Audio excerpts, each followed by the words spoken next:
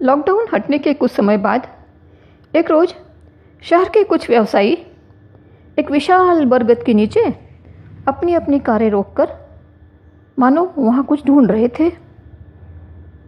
तभी उन्हें दिख गए बरगद की एक शाखा के नीचे बैठे हुए एक साधक।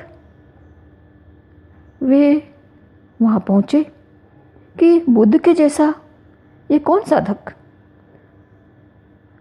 जब वे वहाँ पहुँचे तो सचमुच वे तो बुद्ध ही थे। वे सब प्रणाम करके उन्हें निहारते रह गए।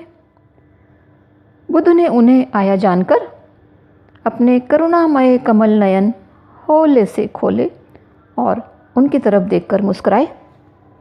ओह, कितनी मोहक मुस्कान!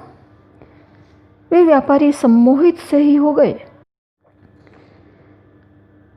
कुछ पलों के बाद उनका सम्मोहन टूटा तो वे बुद्ध से कहें कि गुरुवर, आप हमारे घर चलिए।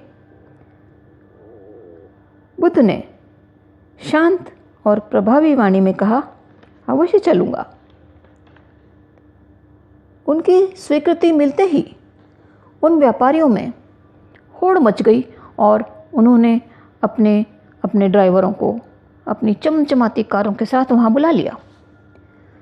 बुद्ध उठकर खड़े हुए। उन्होंने कारों पर एक नज़र डाली और कहा कि जिसकी कार स्वदेशी होगी उसी से चलूँगा, उसी के घर जाऊँगा। उनमें से अधिकांश के चेहरे लटक गए। आखिरकार एक व्यवसायी की कार स्वदेशी थी, उसकी बाँछें खिल गईं। बुद्ध को वह अपनी स्वदेशी कार तक ले चला। तब बुद्ध बोले कि वाहन चालक भी ऐसा हो जिसके पास सब सामान स्वदेशी हो। वो ड्राइवर हाथ बांधे खड़ा था। वो थोड़ा हड़बड़ा गया और बोला कि मान्यवर, बस बच्चों के पास थोड़े चीनी खिलौने हैं क्योंकि ये सस्ते होते हैं। तब व्यापारी फुर्ती से बोला, तथागत, मैं खुद ड्राइव करूँगा। मेरे बच्चे सस्ती चीनी खिलौने से नहीं खेलते। मेरे घर में कोई चीनी सामान नहीं है। देखिए, मेरा मोबाइल भी चीनी नहीं, क्योंकि मैं जानता हूँ कि चीनी सामान की कोई गारंटी नहीं होती। बुद्ध ने हल्की सी मुस्कान दी, वही मोहक मुस्कान, और बोले, तुम्हारे घर में बेशक कोई ऐसा सामान नहीं, लेकिन तुम्हारे शोरूम और गोडाउन में तो ये सामान भरा पड़ा है। तुम खुद इस्तेमाल नहीं करते पर दूसरों को तो बेचते हो। अपने ग्राहक और अपने देश का नुकसान करते हो। अब व्यापारी बड़े पैशोपस में पड़ गया। हाँ, वह इस प्रकार के सामान की बिक्री करता था। उसे मानो निराशा का दौरा सा पड़ने लगा। क्या करूं? कैसे बदंत को किसी प्रकार अपने निवास तक ले जाऊं? क्योंकि उन सातों कारोबारियों ने, 7-8 थे वे, उन सभी कारोबारियों ने सुबह सुबह एक सा सपना देखा था। वो सपना ये था कि शहर के बाहर मौजूद उस एक बरगद के नीचे बैठे साधक को जो भी कारोबारी अपने निवास तक आतिथ्य के लिए ले जाने में सफल होगा, उसके घर मानो 700 पीढ़ियों तक धन धान्य के अंबार लगे रहेंगे। सुबह सुबह इसीलिए वे सब उस बरगद के नीचे आ मिले। स्वदेशी कार वाले कारोबारी के साथ साथ उन सभी की निराशा का कोई और छोर न था। उनके सपने में बताया अत्यंत दुर्लभ शुभ संयोग बीता जा रहा था और वे बुद्ध को अपने घर ले जाने में सफल नहीं हो पा रहे थे। बुद्ध तो सब जानते थे। उन्होंने कहा कि हे कारोबारियों, तुम तो परिश्रमी और कुशल हो। क्यों तुम ऐसे विदेशी सामान की दलाली में अपने हाथ काले करते हो? तुम किसी शुभ योग या मुहूर्त की चिंता न करो। तुम ऐसे सामान की होली जलाकर स्वदेशी वस्तुओं के निर्माण में लग जाओ, जुट जाओ, तो वही उत्तम शुभ से शुभ योग होगा जिसमें किसी साधक, किसी गुरु की चरण धूलि पड़े बिना भी तुम्हारे परिवारों में धन लक्ष्मी सदा बनी रहेगी। ऐसा कहकर आशीर्वाद की मुद्रा बनाते हुए बुद्ध अंतर ध्यान हो गए। वे 7 व्यापारी कौन थे?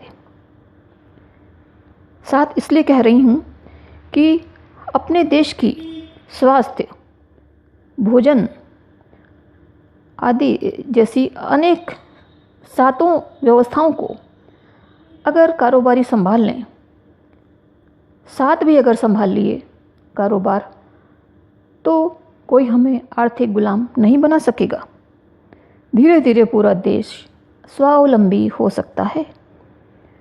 तो उन व्यापारियों में से आप ही हैं वे कि जो इस प्रकार देश को स्वावलंबी बना सकते हैं।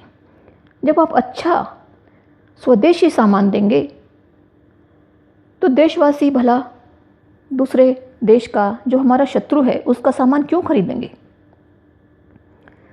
बुद्ध ने आपको ही ये कार्य सौंपा है। आप बुद्ध की जगह कृष्ण को रख लीजिए, आप यहाँ दुर्गा माता को रख लीजिए, आप यहाँ श्री राम जी को रख लीजिए, या आप यहाँ श्री हनुमान जी को रख लीजिए। आप जिस भी ईश्वर को पूजते हैं उसे रखकर देखिए कि आपका ईश्वर एक इस घटना के द्वारा आपको चेता रहा है, आपको ये अवसर सौंप रहा है कि आप अपना और अपने देश का कल्याण करें। और इसमें कोई बहुत मेहनत नहीं है, इसमें आपका ही लाभ है कि कभी हमारे शत्रु ने हमें जीता तो हम पूरी तरह से उसके हवाले हो जाएंगे। वो कैसा विकृत मानसिकता का शत्रु है क्या हम नहीं जानते? तो हमें यानी कि आपको, हमारे देश के व्यापारियों को देश का व्यापार अपने हाथ में संभालना ही होगा और बहुत अच्छी तरह से शुद्ध मन से संभालना होगा। ईमानदारी से आप व्यवसाय करके देखिए। ऐसा नहीं है कि व्यापार में बेईमानी करनी ही पड़ती है। आपकी ईमानदारी आपके सामान को घर घर पहुंचा देगी, आपकी प्रसिद्धि बढ़ा देगी, आपके देश को, आपके देशवासियों को किसी आर्थिक गुलामी में नहीं फंसने देगी। इतना तो आपको करना ही होगा। स्वदेशी अपनाइए, स्वदेशी बनाइए, स्वदेशी हो जाइए। धन्यवाद।